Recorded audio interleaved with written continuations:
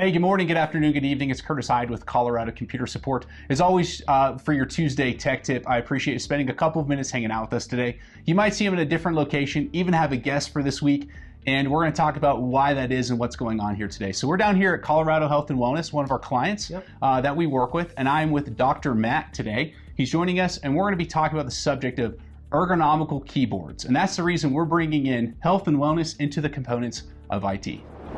You know, when we talk about ergonomical keyboards, what are some things people should focus on about, like, why? Like, I think this most common thing is, like, why should I have a recommendation of changing what I've been used to for so long? The easiest answer is you're trying to be proactive. Okay. So, assuming we're talking about ergonomic keyboards and mouses, the assumption is that you're spending a whole lot of time at your desk typing, playing on the mouse. Yeah. So, just like you wear custom shoes, custom orthotics, you get your pants hemmed, you want to make sure that something fits you and your body. It's not one size fits everybody. Okay. It's one size usually fits nobody.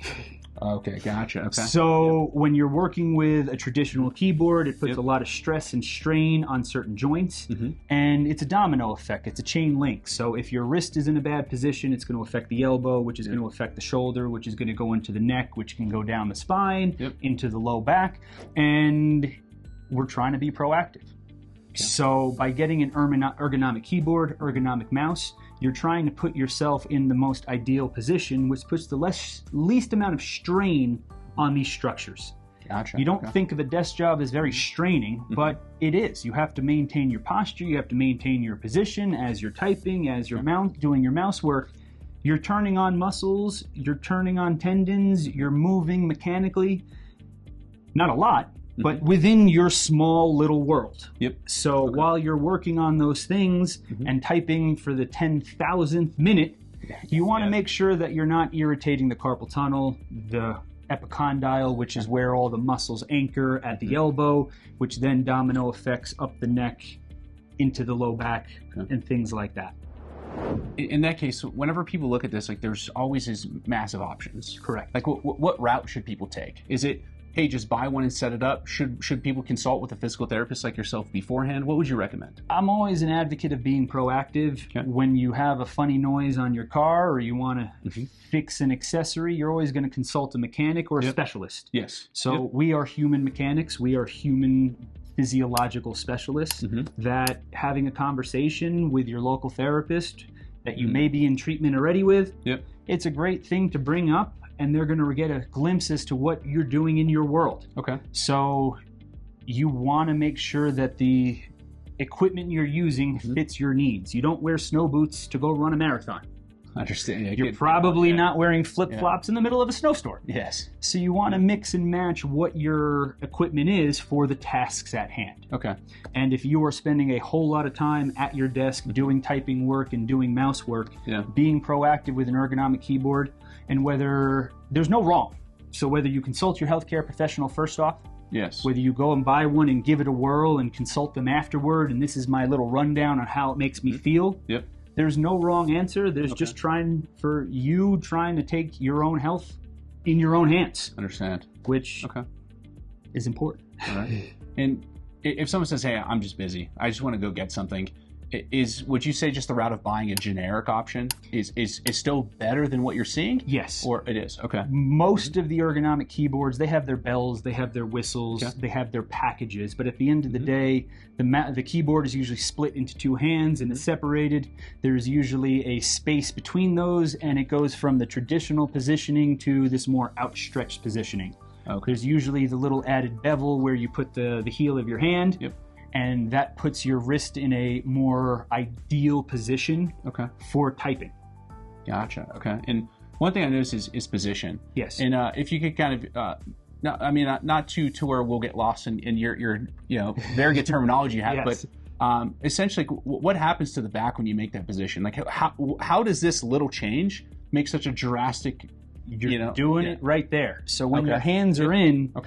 You want to line up because this is very uncomfortable on the wrist. You have to strain the outside, and it wasn't designed. If you think about a keyboard, it was taken from a typewriter, which is a completely different mechanism Yep. than the current iteration of the keyboard, even when you pop up the little kickstands on the back. Gotcha. Yes. Okay. So when the hands are too close, the elbows come in too close, and the shoulders come in too close, and they round, and you're more like this, which puts a lot of strain and stress on structures.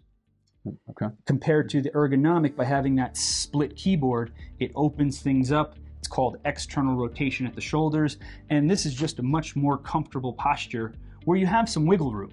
Okay. When you're wound up like this, everything is restricted, so one little change will put a lot of stress and strain downstream, so to speak.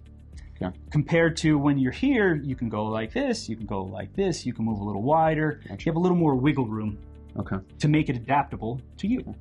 Because as much as they are one size fits most, it's then taking what you have and adjusting it little by little by little.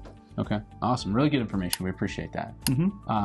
You know, and unfortunately, there are people who are just stubborn, who are like, I'm super comfortable. I feel great. Like, I don't want to make this change. Yeah. Is there something you could recommend someone to do at their desk? There's simple, easy tips to maybe do twice a day, or just small postural changes that could not allow them to be so affected longer in life?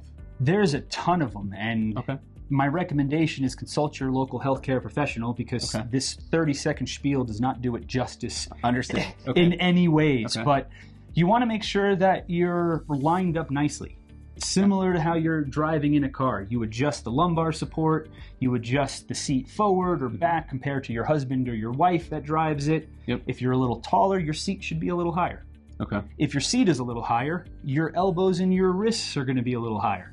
So possibly making sure that the armrests of the chair are the right size.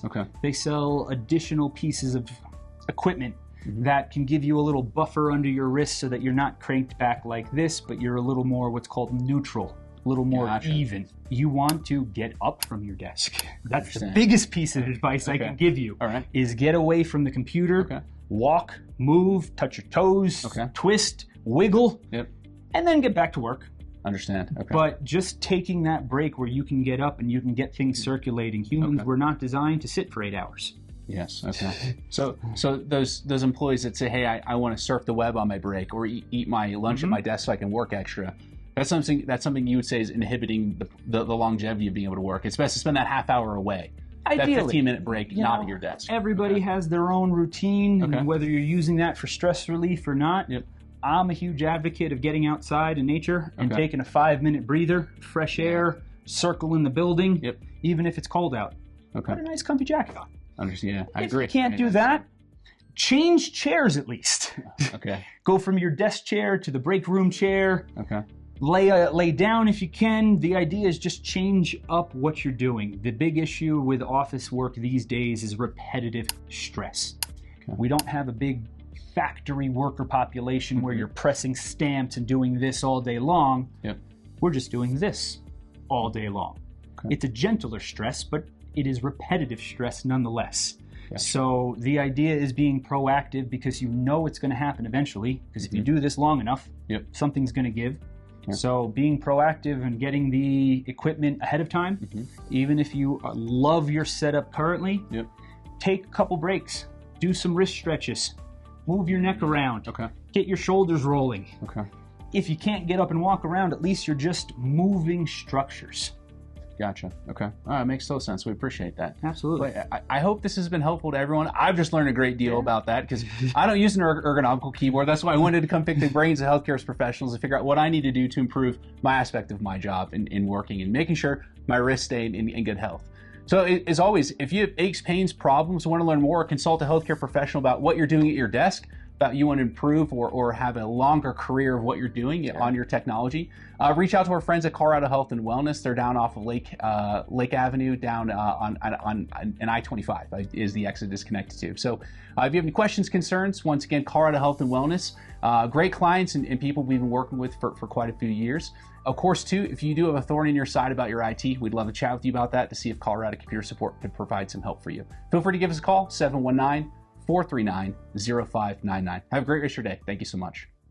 So it's, instead of having the wrist cocked up like this when you're on a keyboard, you want to get some sort of a buffer so that you change that wrist position to more of a neutral posture and position.